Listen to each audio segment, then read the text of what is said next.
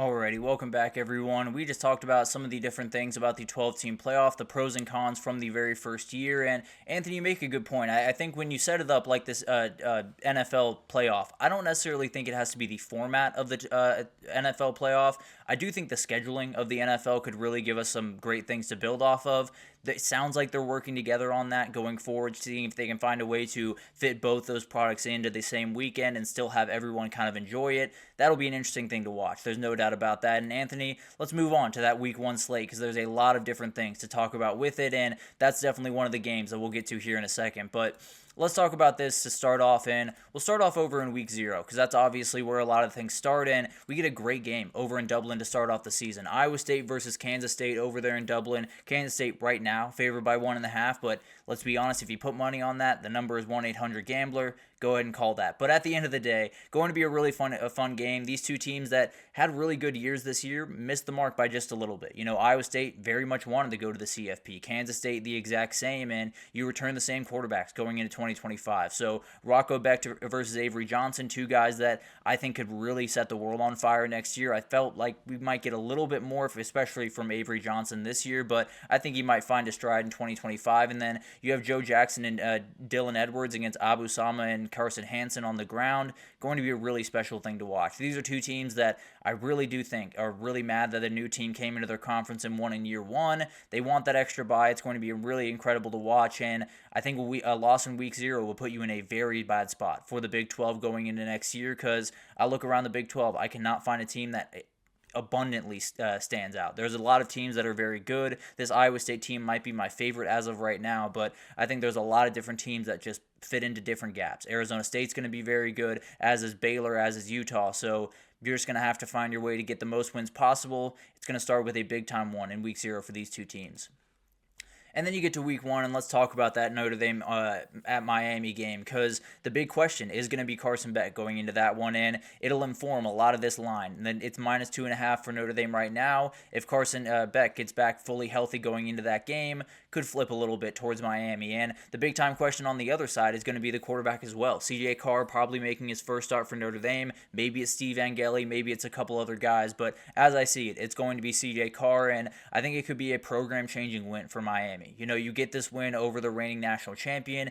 Feels kind of like that Bama win, that Texas win that they got at Bama. It was kind of a program-changing moment for that team, and it was definitely a moment where Steve Sarkisian really kind of took that next step as a head coach. I think that could happen for Mario Cristobal in this game. Going to be a huge one, and definitely one where both those quarterbacks on two very different sides of their career, but a lot of questions as you head into week 1 for both those guys. Going to be a huge matchup, and if Carson Beck's back full healthy, it could be a very dangerous Miami team. Alabama heads over to Tallahassee to face off against Florida State, and it's really two coaches that very badly need great seasons next year. Kalen DeBoer and Mike Norvell both very badly need to deliver, or they're in a little bit of trouble. Now, Kalen DeBoer might have a little bit of more leeway where if they win 9-3 next year, I don't necessarily think he's getting fired, so that's going to be an interesting thing to watch. But Florida State, you have another 7-5 or worse year, Mike Norvell's finding the new job. I can almost promise you that. So Florida State with Thomas Castellanos might be the spark that they very much need, and this is a moment where if they can win this game, they are off running, and they could be the team to beat in the ACC going forward. Alabama, with whoever the quarterback ends up being, I think it's going to be Ty Simpson, but will be an interesting thing to watch. They very badly need to get to the CFP. If they don't, then I think there's going to be some fans calling for a job, and at some point it's very hard to kind of block those fans out. So overall, I think this could be a game where you look back on it that has a ton to do with where these two teams go in next season. It could be one team heads towards disappointment, one team heads towards the CFP. Just matters who gets that first win. It's going to be an incredible one, and two teams that don't normally face off, but should be a really, really fun one over there in Tallahassee. Yeah, Anthony, frankly, I was a little bit surprised when I saw that from the odds makers. I think Notre Dame's defense is going to be very good, so maybe that gives them the slight leg up in terms of kind of a rock fight that they could win, but I was a little bit surprised. I thought Miami would have the slight favor over that in that game, but going to be an incredible one to watch nonetheless, and frankly, I think it could be a pick 'em by the time they kick that thing off. LSU at Clemson, another one that's going to be incredible to watch because of two quarterbacks that are going into their senior year and should be in line to be top 10 picks in 2026. You have Cade Klubnik and Clemson. They are very much eyeing a national title. There's no doubt about that. Same thing with Garrett Nussmeier and LSU. The reality of that team is at some point you have to start executing. At some point you really have to turn that corner, especially on the defensive side of the ball. They need to find a way to get more out of that team. I do think they'll be much better. I think both these teams will be much better on the defensive side of the ball with Tom Allen coming into Clemson, Blake Baker in his second year at LSU with a ton of talent coming back, and especially coming in with Patrick Payton. I think these are going to be two really special teams. I absolutely love these teams going into next year. Two of my top 10 teams that we broke down yesterday, and I think it's a pair of teams that whichever quarterback can get that first win to start things off, whether it's Clemson or LSU, you're off running. Now, I do think both these teams could make it to the CFP, and maybe we'll get a rematch once we're there, but the reality is these two teams very badly need this win. LSU might need just a little bit more because there are some fans that are very mad at Brian Kelly right now. Getting this big-time win would help him a ton going into 2025. And then you got South Carolina and Virginia Tech, and I have major issues with this game, and it's nothing to do with the two teams because they are so much fun to watch. Absolutely love what Pop Watson could be over there at Virginia Tech, and Lenora Sellers, one of my favorite quarterbacks, and we'll actually break down my top 10 quarterbacks going into next year, probably tomorrow. He's definitely on that list. But overall, I do think this is a game where you have two programs that have two of the best and most underutilized atmospheres in the entire sport. You have Virginia Tech as absolutely incredible in Lane Stadium all over the place. And then, obviously, South Carolina is just the roof blows off that place every single time they play there. How are you not using those places? How are you not playing this at a home and home? How is it being played in Mercedes-Benz Stadium? The other thing is they're playing another game in Mercedes-Benz that weekend, and it's either the day before or 2 days before. That's just not a good idea. You're putting these kids in a very bad position where they might get injured because the turf is not quite to the level that it should be for this type of game. We're putting these guys in bad positions because it's a little bit more profitable, because you're in a little bit cooler of a stadium, because you get a little bit more money from those or from those stadiums. So I don't get it, if I'm being totally honest. I love this game. Lenora Sellers against Pop Watson is going to be really fun to watch, and Virginia Tech really wants to bounce back from a very, very bad year. But overall, I do think when you look at this one, it leaves a little bit to be desired because it's being played in Atlanta instead of in Columbia, South Carolina, or instead of in Blacksburg, Virginia. It's being played in Atlanta in a sanitized stadium in a lot of different ways. So very much dislike that. Still will very much enjoy this game and is going to be a great one to watch as we go through this. But quick question from Anthony here. Do you have the faith to stay consistent throughout the season? Because, yeah, I totally get that. You know, he played the elite defenses of Georgia, of Louisville, of a couple other teams. He looked a little bit all over the place. Kind of same thing with Garrett Nussmeier in a lot of different ways. So that'll be a really interesting thing to watch. I think both those guys have ceilings that are really through the roof, are absolutely incredible players. Also, they do have the downside that a lot of these quarterbacks have.